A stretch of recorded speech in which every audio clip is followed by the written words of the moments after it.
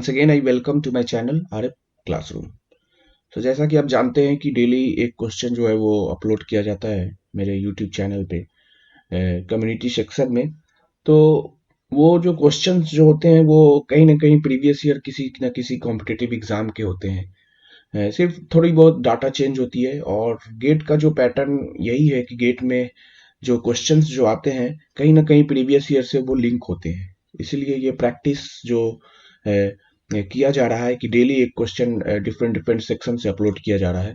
So it's my sincere request कि आप उसे अटेम्प्ट करें और फिर नेक्स्ट डे जो है इसका सॉल्यूशन भी प्रोवाइड कर दिया जाता है, तो उससे मैच कर लें और इससे रिलेटेड जो भी फार्मूला या कंसेप्ट है उसे नोट कर लें। चलिए तो स्टार्ट करते हैं। कल का क्वेश्चन जो था, in reinforced concrete section the stress at extreme fibre in compression is 6.6 megapascal. The depth of neutral axis in the section is 40 mm and the grade of concrete is M30. Assuming linear elastic behavior of the concrete, the effective curvature of the section is. So ये question जो लिया गया है that is the mixed concept of solid mechanics के bending equation को और फिर reinforce concrete structure से जो न्यूट्रल एक्सिस लिया गया है और यंग्स मॉडुलस ऑफ इलास्टिसिटी जो कि यूज होगा बेंडिंग इक्वेशन में, उसको निकाला गया है। तो सबसे पहले तो क्या क्या दिया हुआ है क्वेश्चन में।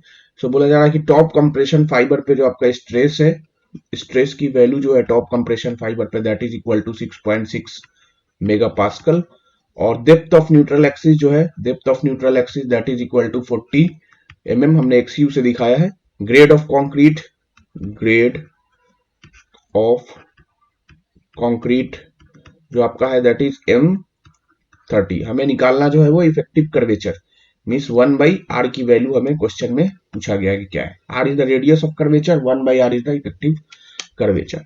सो हमें मालूम है कि according to bending equation, according to bending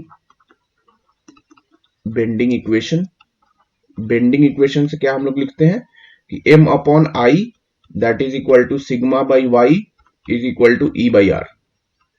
यही हमारा बेंडिंग इक्वेशन है, इसको भी डिस्कस किया गया था और इस पे भी क्वेश्चन बहुत आता है। So this is our bending equation where m जो है आपका क्या है, मोमेंट है, i जो है आपका मोमेंट ऑफ इनर्शिया,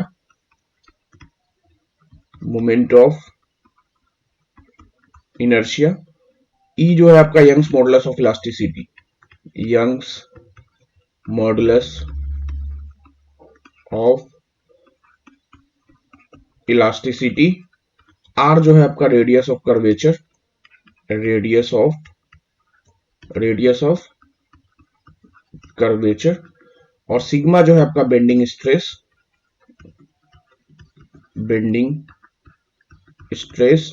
और y जो है आपका distance from the neutral axis to top compression fibre.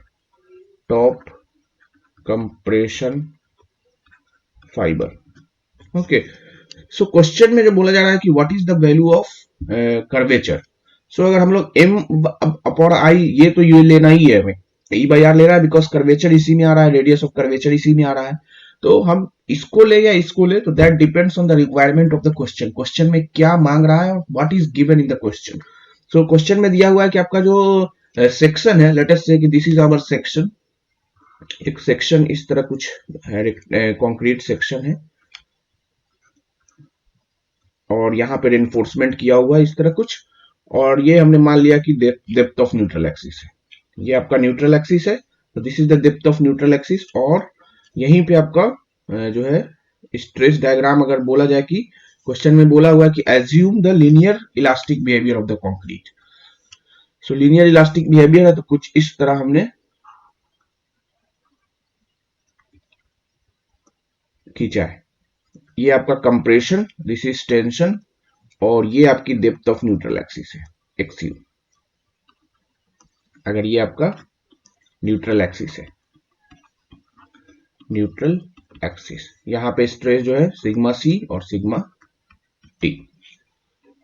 अब तो सिग्मा की वैल्यू क्वेश्चन में दी हुई है that is equal to 6.6 mega pascal. ये वैल्यू जो है 6.6 मेगा पास्कल।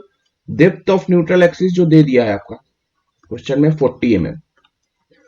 मतलब क्या क्या दिया हुआ है, तो आपकी depth of neutral axis, Y की वैल्यू दी हुई है, सिग्मा की वैल्यू दी हुई है, ई आपको निकालना है, आर की वैल्यू 1/r की वैल्यू को आपको निकालना है। तो क्या लिख सकते हैं यहां से बेंडिंग इक्वेशन से कि sigma by Y is equal to E by R. तो यहां से हमें कर्वेचर निकालना है, सो 1/r इज इक्वल टू क्या लिख सकते हैं, sigma by E into Y. Sigma मालूम है, वाई मालूम है, सिर्फ ई निकाल ले। So Young's modulus of elasticity concrete में जो निकाला जाता है कंक्रीट की, तो कोड सजेस्ट करता है according to IS 456 2000, according to IS 456 2000, Young's short term Young modulus of elasticity, short term Young's modulus of elasticity, Young's modulus of elasticity of concrete, elasticity of concrete E short term ESC, that is equal to 5000 square root of FCK, where FCK is the characteristic strength of the concrete. So यहीं पे फिर अगर long term की बात भी थोड़ा सा कर ले, तो long term Young's modulus of elasticity, long term Young's modulus of elasticity of concrete, elasticity of concrete, that is equal to short term Young's modulus of elasticity ESC divided by 1 plus theta, short term. या इसको ऐसे भी लिख सकते हैं कि 5000 square root of FCK divided by 1 plus theta, जहां पे थीटा जो है आपका क्या है, थीटा जो है आपकी क्रीप कोफिशिएंट है, theta is creep coefficient that depends on age of loading. So creep coefficient की वैल्यू जो होगी, थीटा की वैल्यू जो हो जाएगी आपकी, कोड सजेस्ट करता है कि ये एज ऑफ लोडिंग,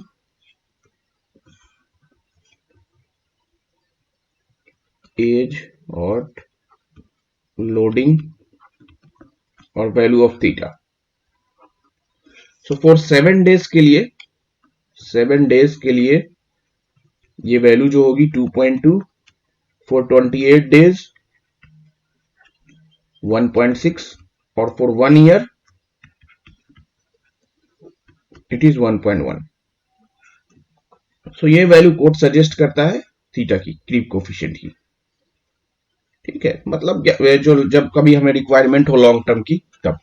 तो यहाँ पे तो क्वेश्चन में ऐसा कुछ बोला नहीं है, सो हमने short term Young's modulus of elasticity directly निकाल सकते हैं। तो short term Young's modulus of elasticity of concrete is 5000 square root of FCK। Grade of concrete जो है वो दिया हुआ है 5000 square root of 30।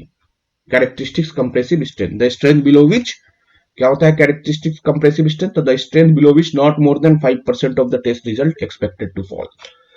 So 5000 square root of 30, so ये वैल्यू आपकी आ गई 27386.13 न्यूटन पर mm स्क्वायर। तो यहां से अब आप निकाल सकते हैं curvature 1/r is equal to sigma by Y into E. सिग्मा की वैल्यू कितनी है 6.6 मेगा पास्कल, 6.6 मेगा पास्कल, तो 6.6 न्यूटन पर mm स्क्वायर भी होगा।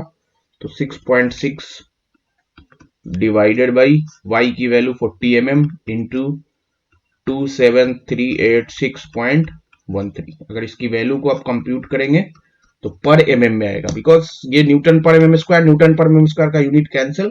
सो जो न्यूट्रल एक्सिस की यूनिट होगी वही आपकी 1 आएगी। तो that is equal to 6.6 divided by 40 into 27386.13। तो ये वैल्यू आ गई आपकी 6.02 इंटू 10⁻⁻6, 6.02 इंटू 10⁻⁻6 पर mm। पर mm में आपका ये आपकी कर्वेचर की वैल्यू आ गई। रेडियस ऑफ कर्वेचर बोलता तो फिर r की वैल्यू को हम लोग निकालते। तो यहां से जो ऑप्शन जो है आपके सी ऑप्शन जो है वो सही है, सी ऑप्शन जो है आपके सही है।